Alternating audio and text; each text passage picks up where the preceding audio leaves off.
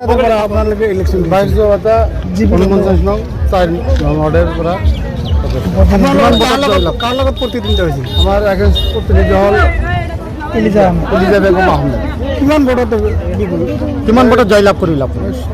405 ভোটত জয়লাভ কৰিল। আপুনি যে জিতিলে ৰাইজৰ কাৰণে কি কৰিব?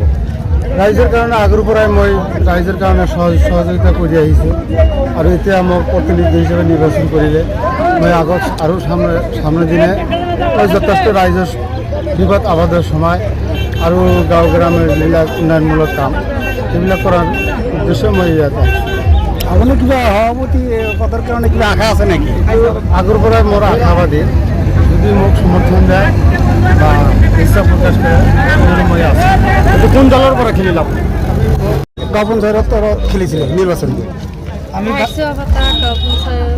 4 নম্বৰৰ পৰা আমি জিকিছোঁ। কাৰ লগত প্ৰতিদ্বন্দ্বিতা হৈছিলে?